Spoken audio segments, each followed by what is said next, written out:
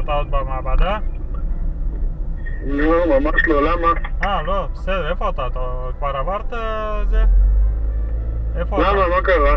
לא, הכביש הזה החדש בין פתח תקווה לקריית אונו הוא סגור, יש שם תאונה רצינית, סגרו אותו מכל הכיוונים.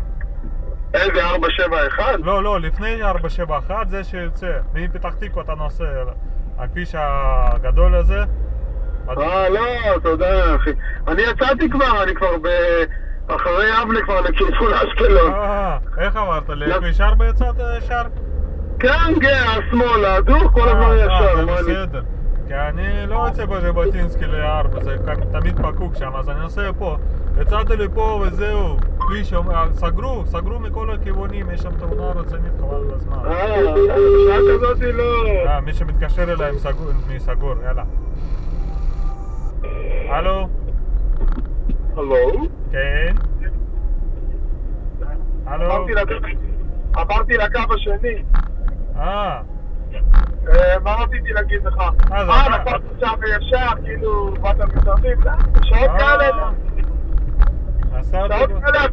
שעות כאלה הצעה גורמת, אז אני נתת כביש 4 הכי טוב. כשבאתי בבוקר, באתי לפני כביש 6, 471 אם אתה מכיר, הבינה לכיוון קריית אונו. כן, אני יודע, אבל הכביש הזה לפני זה שאתה נוסע מפתח תקווה עד 471, אתה מבין? זה מפתח תקווה אתה יוצא עד 471, יש כביש כזה, די חדש הוא, וזהו, הוא סגור. עכשיו אני נסעתי לקריית אונו, פשוט יש לי קריאה בקריית אונו, וזהו, נתקעתי פה חבל הזמן, סגרו אותו. אנשים מטומטמים לא יודעים לנהוג. טסים, כולם טסים, טסים.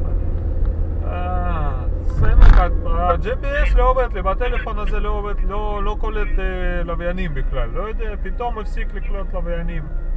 אני לא יודע... וזה פתוח לך, זה של הלוויין, פתוח, אתה צריך לפתוח אותו. מה זה? אתה צריך לפתוח אותו. לא, פתוח, עבד, כבר שבוע ימים לא עובד.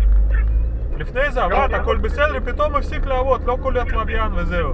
תנסה לחפות אותו, להדליק אותו, ניסית? ניסיתי, אין קליטה וזהו, כל הזמן בחיפוש, כל הזמן מחפש, זהו, לא קולט.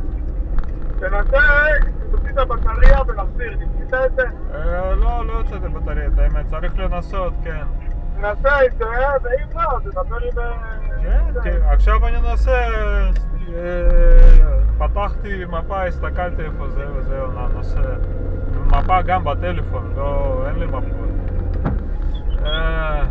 טוב, יאללה.